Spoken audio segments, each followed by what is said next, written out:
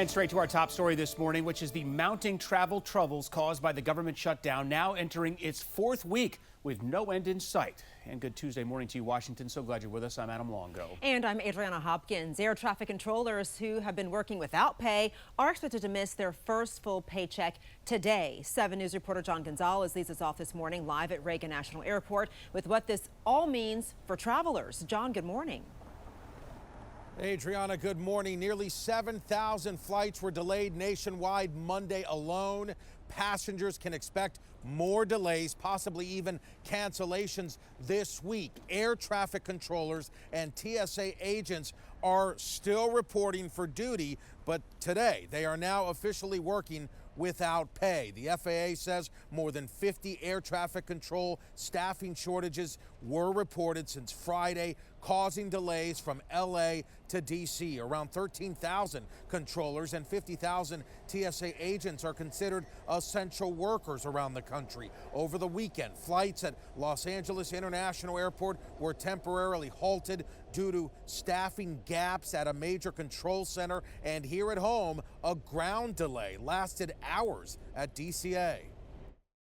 That leads to a unnecessary distraction, and they cannot be 100% focused on their jobs, which makes this system less safe every day that this shutdown continues. Transportation Secretary Sean Duffy says controllers are, quote, wearing thin. Now, since the start of the shutdown, there have been more than 260 staffing incidents, 4 times higher than this time last year. Officials reiterate to travelers travel is still just as safe right now as it's always been, but they are warning passengers to plan ahead and expect long lines and delays. Reporting live at Reagan National Airport. Day 28 of the government shutdown, now the second longest in U.S. history. And this morning, growing concern for families across our region. SNAP benefits could be delayed as the federal government shutdown drags on. Let's go now to 7 News' John Gonzalez with the latest. John, good morning. Adriana, good morning. And with this government shutdown now threatening to become the longest in U.S. history, House Speaker Mike Johnson says now the nearly $5 billion in contingency funds simply cannot legally cover some on Monday on Capitol Hill. So millions of Americans who rely on SNAP benefits could face missed payments starting November 1st, and that includes nearly 700,000 residents in Maryland, including almost 270,000 children. Here in Virginia, Governor Glenn Youngkin has declared a state of emergency to ensure food assistance continues for approximately 850,000 residents. The state will use funds from its $10 billion surplus. Pre-existing appropriation for the contingency fund to be used, and Democrats blocked that appropriation when they rejected the clean continuing resolution. So the way to make this stop immediately is we just need a handful. We need 5 more Democrats in the Senate to do the right thing. But local leaders, including Maryland Governor Wes Moore and Attorney General Anthony Brown, are warning against leaving families in the lurch. Moore says the state can't front money for SNAP without federal reimbursement guarantees, while Brown is demanding answers from the USDA over these withheld payments. Reporting live, John Gonzalez, 7 News. Well, this comes as the city of Manassas sent out a notice saying the city's social services agency is ready to help residents. It reads in part, quote, the 42-member team is working closely with local partners to connect residents to immediate support. And they're also encouraging residents with any remaining SNAP balances to use that money to buy non-perishable foods and household essentials. Millions of SNAP beneficiaries lose their aid starting November 1st. The U.S. Department of Agriculture has posted a notice on its webpage blaming Democrats for the continued government shutdown, saying the well has run dry. Last Friday, the Trump administration announcing it would not use contingency funds of roughly $5 billion to keep those benefits flowing. Thanks for joining us for 2 News at 5 tonight. I'm Heidi Hatch. And I'm Jim Spiewak. So tonight we're in Weber County, where some people are voicing new frustrations directed at politicians for the government shutdown. Liv Kelleher joins us from Ogden this evening. And Liv, how are people responding to another week now of missed paychecks and also less help that could be coming from the government? Well, Heidi, the word I heard most today, ridiculous. Residents here in Ogden tell me that they're tired of political games without solutions, especially as the impacts could soon leave them hungry. Are you at all worried about being able to feed yourself, put food on the table, cost of groceries? Does that concern you at all? Yes, it does a lot. What the government's doing with our food is not right. It's just ridiculous. They just use politics and it hurts other people. For days, I've been asking federal and state leaders the same question. What happens to Utah families if SNAP funding runs out? The U.S. Department of Agriculture's original contingency plan said it would continue funding core nutritional programs during a shutdown.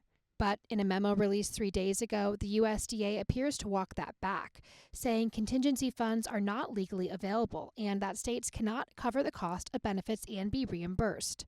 I again reached out to Governor Cox's office, offering an unedited interview to discuss food insecurity for thousands of Utahns. The request was declined, and I was referred back to Workforce Services. We offered the same interview to leaders in both the Utah House and Senate. The House also declined, saying they hope the federal government will do the right thing. The Senate did not respond. I don't like politics. I think they both need to get their heads out. For Ogden resident Pam Royster, whose sons lost work because of the shutdown, she believes lawmakers would respond differently if they felt some of their own financial pressure. I think that they should not be paid or they should not get health care when the constituents don't. The Department of Workforce Services also provided an update on Saturday saying that EBT cards will work if you have any remaining balances. Many SNAP residents say they've already spent their balances last week after being told that their cards may not work come November 1st. These mixed messages only adding to frustration as Utahns already feel in the middle of political partisanship. Reporting live in Ogden, Liv Kelleher, KUTV 2 News. And first at 5:30 starting this Saturday, almost 170,000 Mainers who rely on SNAP benefits are going to stop getting that money, which they say they count on to have enough food. Tonight, we go to Rockport, where CBS 13's Max Williams spoke with farmers determined to help keep their neighbors from going hungry. Melanie Daigle is the owner of Fresh Off the Farm in Rockport. She says today's task is pricing this produce fresh off the truck, but says there is a far bigger task at hand. When I saw this, I said, here we go again. Here's some kids that aren't going to be eating. Daigle says she has made it her mission to make sure children in her area are fed. That's why last week she filled more than 40 bags of groceries for SNAP recipients. So you basically paused everything that goes on out there to help other families. Absolutely. Felicia Wade, the farm's manager, says they kept the store open, but put pricing and restocking the shelves aside to focus on the families who needed the food most. And we've actually had some customers come in and try to help donate as well so we can continue helping everybody else. The local donations coming in as the Trump administration says they will not tap into contingency funding to keep SNAP running. We know the money is there, that we know that they shift money all the time, and it's unconscionable that they're saying to hungry people, we'll start worrying. Unless lawmakers act this week, there will be no benefits issued November 1st. But back in Rockport, Daigle is keeping politics out of it. People still have to eat. Kids still have to eat. Parents still have to provide. So if I work a little later that day, so be it. And Mel, the owner, says they plan on packing more groceries for SNAP recipients at the end of this week. All you have to do is show your EBT card for proof. In Rockport, Max Williams, CBS 13 News. And with tens of thousands of Mainers at risk of losing those SNAP benefits, we're hearing from both the Maine senators on this.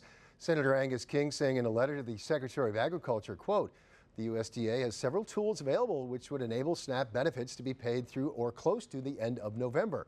And Senator Susan Collins adding, quote, I wrote to USDA Secretary Rollins last week asking for the administration to use this $5 billion, but department attorneys have said that's not feasible.